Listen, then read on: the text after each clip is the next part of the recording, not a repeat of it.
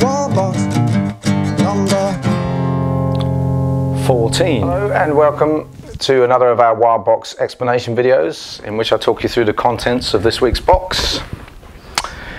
And so first of all we have Sea Aster, and here it is growing on the salt marsh. As I've said several times, the salt marsh is just the tidal places with mud, and this lovely succulent green, it's one of my favourite wild vegetables. You just cook that for 30 seconds, if at all. It equally goes well in salads. Holds up its crunchy, succulent texture quite nicely, and that's good with meat, fish, vegetables, anything you like.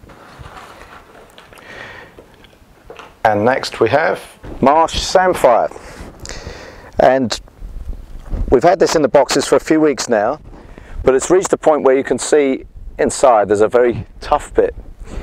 Now, most of the recipes for this, they're really wanting just the tips that don't have that wooden part on the inside.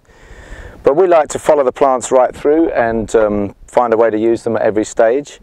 So what we suggest doing with this is just briefly cooked, as ever, 30 seconds for Marsh Samphire, and then just treat it like a globe artichoke or any other food that you expect not to be able to eat the whole thing, and you just drag the flesh off with your teeth like that.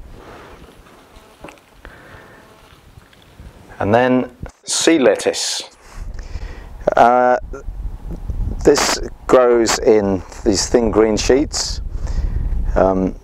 It doesn't particularly resemble lettuce in flavour or use, but it has a good sort of green flavour, and can be used in salads, chopped down and made into a seaweed butter, or just put through soups, stews, casseroles and things like that.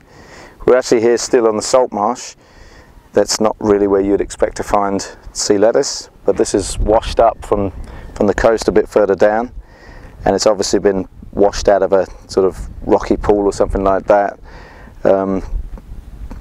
earlier on today, because it's still looking lovely and fresh. And then fresh from the river we have water celery, and this is a plant in the carrot family, also therefore closely related to parsnip, and it is in fact a parsnip flavoured leaf. It's really nice in salads, couples up nicely with tomatoes, and in fact the Lebanese dish tabbouleh, you can use this instead of parsley, and that involves tomatoes and onions and things like that. The stems and even the larger leaf stalks can be used just to sort of dip into hummus and various things, and of course this week you can use it to dip into our nettle seed and yogurt dip. It's called fool's watercress in all the plant books. We found that a bit derogatory, so we've sort of dubbed it water celery.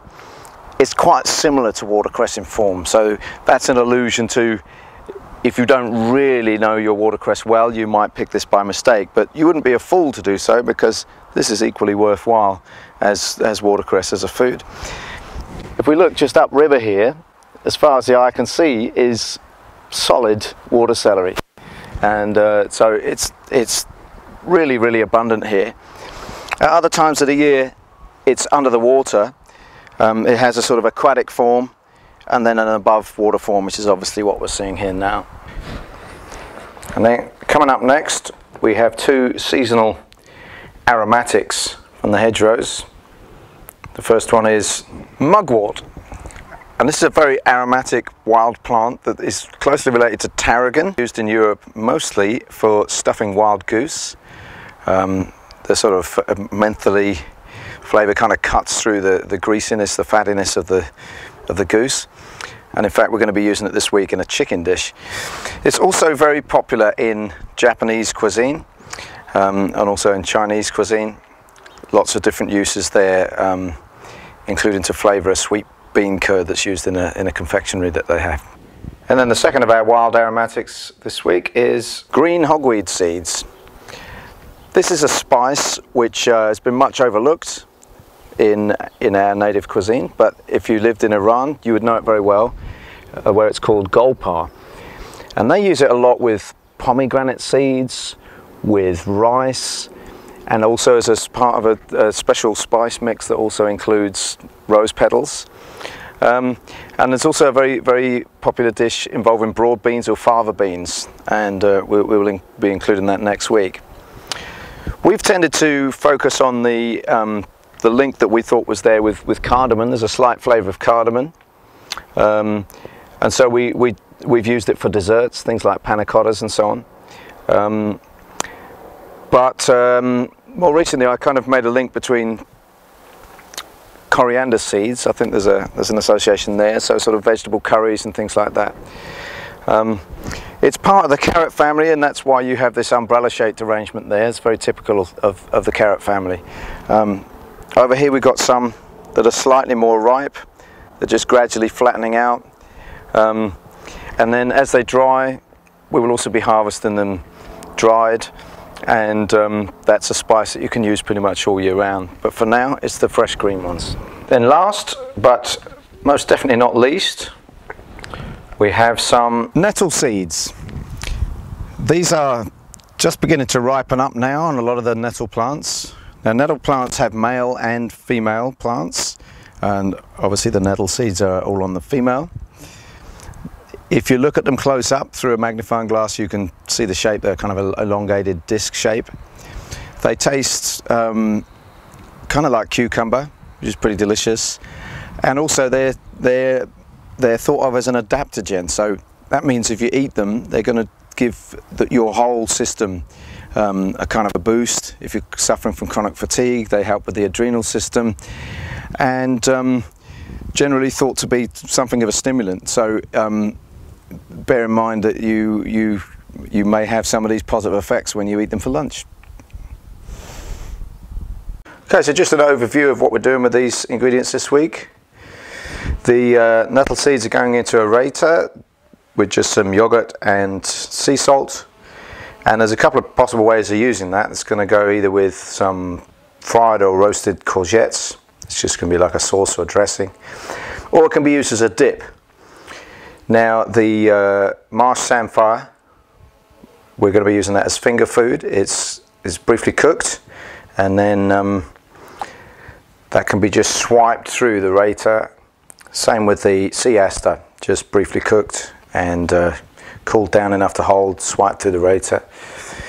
The sea lettuce is going in a salad with some roasted beetroots and sesame seeds. But you could also chop it down and make your own seaweed butter, or deep fry it. Use it as crisps or a garnish. So the water celery, we're going to pick down the green leaves. That's going to go into a salsa. And the stems and stalks we're going to chop down and use in the chicken dish with mugwort. So, yep, mugwort in chicken dish. Also, along with hogweed, the beets for the sea lettuce salad, we're going to roast those, but in such a way as the steam lifts the aromatics out of both of these spices and takes it deep down into the beets to give them a bit of extra flavour. And the hogweed seeds, again, this salsa that we're making, that's going to be flavoured with these. As always, the links for the recipe in text form, should you need that, they're going to be down below this video, and also the links for the other videos where we actually prepare the ingredients into the recipes. Warbot number 14.